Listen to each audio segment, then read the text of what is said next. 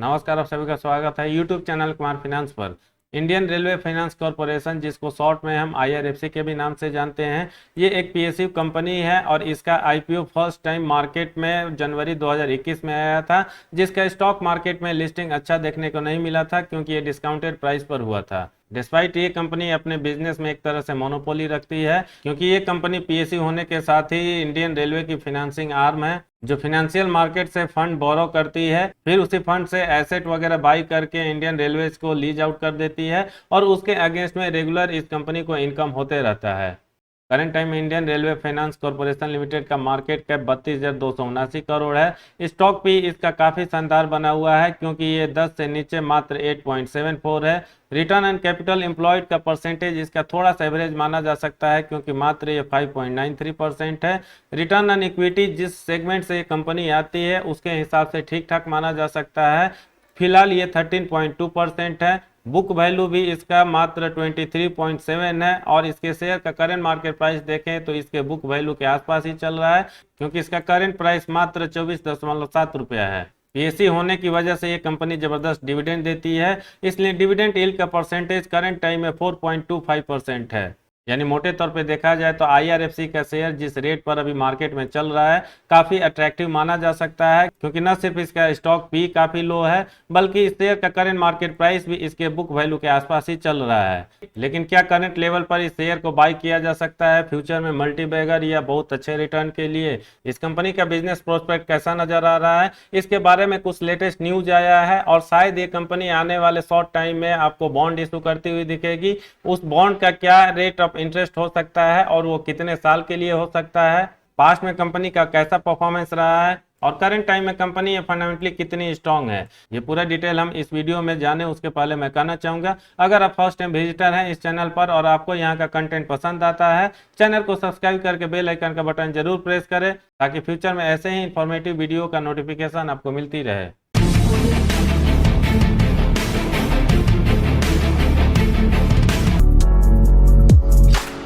IRFC का मार्च 2021 quarter result अभी तक नहीं आया है, इसलिए क्वार्टरली रिजल्ट्स में आप देखेंगे तो केवल डिटेल आपको यहाँ पर देखने को मिलेगा दिसंबर 2019, सितंबर 2020 और दिसंबर 2020 का। इस पीरियड में आईआरएफसी का सेल्स 3641 करोड़ से बढ़ के 3932 करोड़ तक जा पहुंचा है। ऑपरेटिंग प्रॉफिट भी ऑलमोस्ट इसके सेल्स के लाइन में ही बढ़ता हुआ दिखेगा और ये 3633 करोड़ से बढ़ के 3925 करोड़ तक जा पहुंचा है। इसका रीजन है इस कंपनी का एक्सपेंसेस काफी लो नजर आ रहा है और मात्र ये दिसंबर 2019 में 8 करोड़, सितंबर 2020 में 19 करोड़, जबकि दिसंबर 2020 क्वार्टर रिजल्ट के हिसाब से 7 करोड़ था। एक्सपेंसेस लो और ऑपरेटिंग प्रॉफिट हाई होने का सीधा सा मतलब है इसका ओपीएम परसेंटेज या तो आपको 100 या 99 के आसपास दिखेगा और ये दिसंबर 2019 से लेके दिसंबर 2020 के बीच में ऑलमोस्ट 100% बना हुआ है। ऑपरेटिंग प्रॉफिट हो या ओपीएम परसेंटेज हो, जरूर इसका हाई बना हुआ है, लेकिन नेट प्रॉफिट इसका काफी कम आपको देखने को मिलेगा और दिसंबर 2020 क्वार्टर रिजल्ट के हिसाब से मात्र 1047 करोड़ है क्योंकि कंपनी ने कर्ज जो ले रखा है उसके अगेंस्ट में इसको इंटरेस्ट ऑलमोस्ट 2878 करोड़ का पे करना पड़ा है।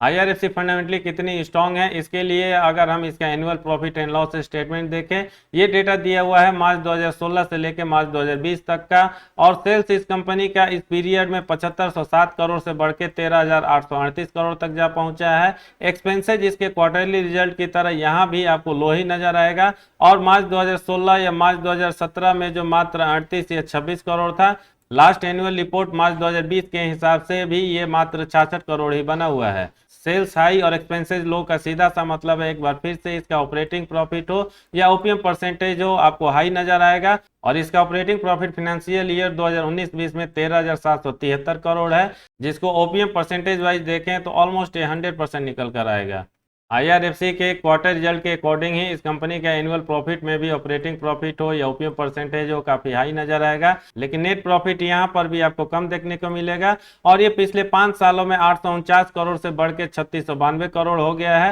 हालांकि ग्रोथ वाइज देखें तो यहाँ पर भी आपको जबरदस्त ग्रोथ होता हुआ दिखेगा।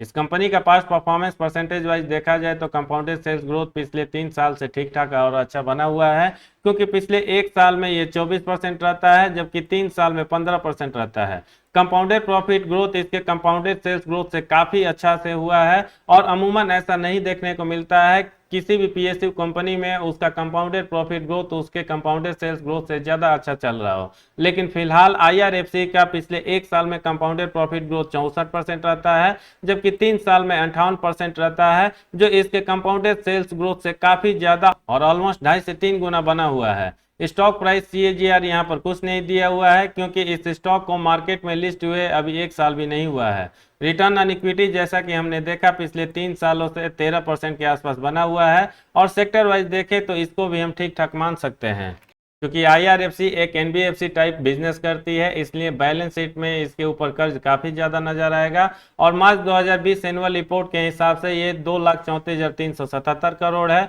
जबकि कंपनी के पास कैश रिजर्व की बात किया जाए तो ये 19,082 करोड़ है।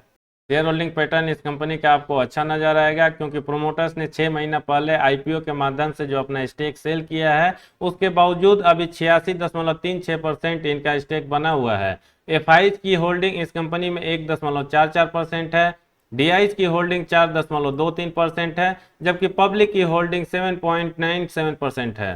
प्राइस एंड वॉल्यूम में इस कंपनी का प्राइस परफॉर्मेंस हम नहीं देखेंगे, क्योंकि इस स्टॉक को मार्केट में लिस्ट हुए बहुत ज़्यादा दिन नहीं हुआ है, इसलिए बहुत ज़्यादा डेटा यहाँ पर अवेलेबल नहीं है। लेकिन वॉल्यूम एनालिसिस अगर आप पिछले एक महीना का देखें तो इसमें डिलीवरी का परसेंटेज लगातार काफ़ी अच्छा और स्ट्रॉन्ग बना हुआ है। पिछले एक महीना में ऑन एवरेज एनएससी और बीएससी मिलाकर 2 करोड़ शेयर ट्रेड होता है, जिसमें डिलीवरी का परसेंटेज 46.50% होता है। एक वीक एवरेज डेटा के हिसाब से 3 करोड़ शेयर ट्रेड होता है, डिलीवरी का परसेंटेज यहाँ पर करीब 45% होता है। एक दिन पहले इसमें करीब 2 करोड़ शेयर ट्रेड होता है, डिलीवरी का परसेंटेज हाई और करीब 47% है, जबकि टुडे डेटा के हिसाब से भी आपको 2 करोड़ शेयर ट्रेड होता हुआ दिखेगा, और डिलीवरी का परसेंटेज यहाँ पर भी करीब 48% के आसपास होता है। यानी ओवरऑल इसके वॉल्यूम एनालिसिस को समझा जाए, इस कंपनी में लोगों का न सिर्फ इंटरेस्ट बना हुआ है, बल्कि लोगों के अंदर काफी कॉन्फिडेंस नजर आ रहा है इस शेयर को लेकर, जिसकी वजह से ट्रेडर्स हो या इन्वेस्टर हो इस शेयर को बाई करके लॉन्ग टर्म के लिए होल्ड करते जा रहे हैं।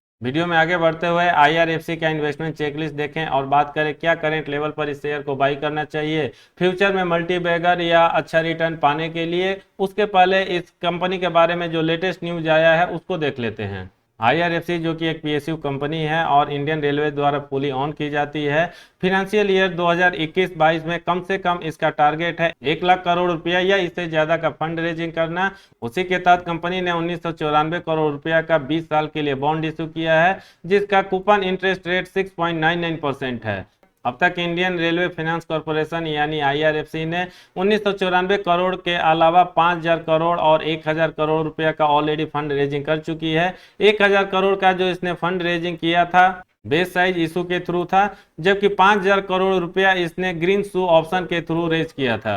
आईआरएफसी के बॉन्ड्स को BBB- रेटिंग दिया गया है फिच रेटिंग द्वारा, जबकि क्रिसिल द्वारा AAA का रेटिंग दिया गया है। ऐसा बताया जा रहा है आईआरएफसी के बॉन्ड्स का काफ़ी हाई डिमांड है, क्योंकि न सिर्फ ये एक पीएसयू कंपनी है बल्कि ये लंबे टाइम के लिए इशू किया जा रहा है, और जिस तरह से एफडी का रेट वगैरह मार्केट में कम होते जा रहा है, अगर कोई करंट टाइम में इसका बॉन्ड लेकर रखता है निश्चित ही उसके कंपैरिजन में उसको अच्छा रिटर्न मिलेगा। फिलहाल गवर्नमेंट का जो डिसीजन नजर आ रहा है इंफ्रास्ट्रक्चर प्रोजेक्ट को बूस्ट करने के लिए या इसको तेजी से आगे बढ़ाने के लिए, उसके लिए गवर्नमेंट को बहुत ज्यादा पैसे की जरूरत है, जिसकी वजह से आईआरएफसी का बॉन्ड इशू किया जा रहा है। और जो भी फंड रेजिंग इस बॉन्ड इशू के तहत होगा वो टोटल स्पेंडिंग इंडियन रेलवेज के इंफ्रास्ट्रक्चर डेवलपमेंट के लिए किया जाएगा।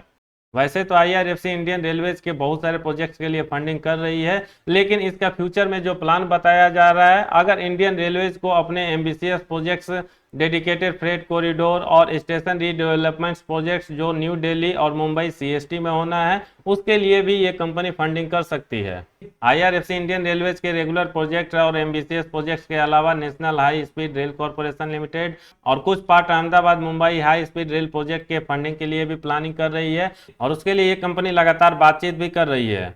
ये कंपनी इंडियन रेलवेज के लिए फंड तो मुहैया करा ही रही है, आने वाले फ्यूचर में इसका प्लान प्राइवेट प्लेयर को भी फंड करने के लिए है, बशर्ते उसका ऑपरेशनल लिंकेज इंडियन रेलवेज के साथ हो।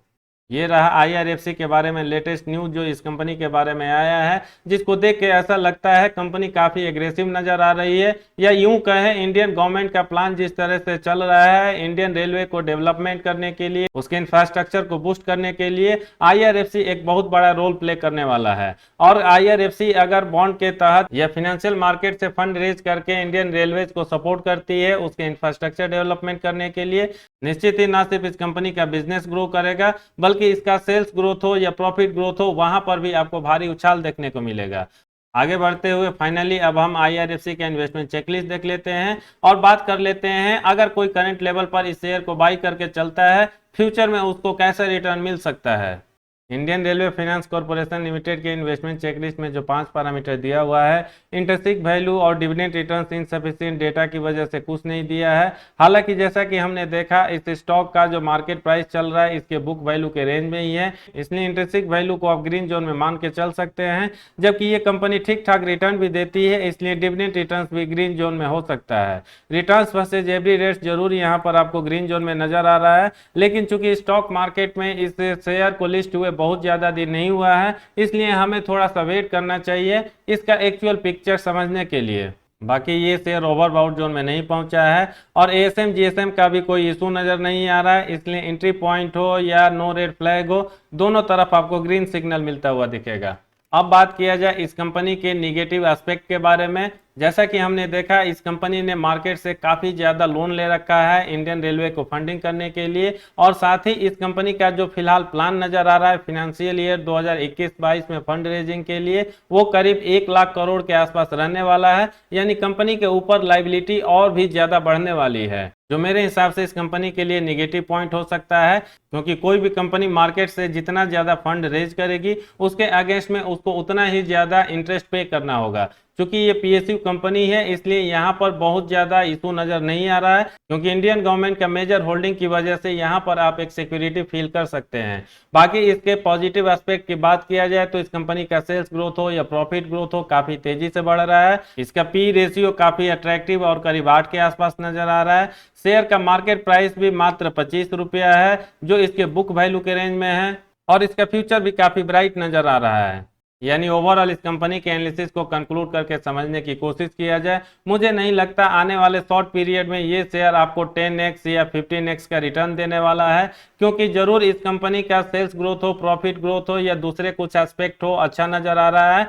लेकिन कंपनी के ऊपर लायबिलिटी भी काफी ज्यादा तेजी से बढ़ रहा है, जिसकी वजह से शायद मार्केट में इनसिक्योरिटी लोगों के बीच में बनी रहेगी, क्योंकि कंपनी के ऊपर जितनी भी ज्यादा लायबिलिटी होगी इसका नेट प्रॉफिट उसी तरीके से हैम्पर होता जाएगा। लेकिन अगर आप किसी ऐसे शेयर में इन्वेस्ट करना चाहते हैं जहां पर सिक्योरिटी के साथ अच्छा डिविडेंड मिले और अच्छा खासा रिटर्न मिलने की पॉसिबिलिटी हो, इस शेयर को आप कंसीडर कर सकते हैं, क्योंकि मात्र ये 25 रुपया के आसपास चल रहा है, इसका डिविडेंड यील्ड भी काफी हाई नजर आ रहा है, और हो सकता है आने वाले 3-4 सालों में जरूर ये शेयर आपको 4 से 5 गुना का रिटर्न दे दे डिविडेंड के अलावा। बाकी मैं यहाँ पर कहना चाहूँगा कोई भी इन्वेस्टमेंट डिसीजन लेने से पहले आप अपना खुद का भी डिटेल रिसर्च और एनालिसिस जरूर करें। इस वीडियो में इतना ही, ये कैसा लगा कमेंट करके जरूर बताएं, पसंद आए तो लाइक का बटन प्रेस करके अपने सर्किल में उनके साथ जरूर शेयर करें जो आईआरएफसी शेयर में इंटरेस्टेड हैं। पूरा वीडियो देखने के लिए धन्यवाद। जय हिंद।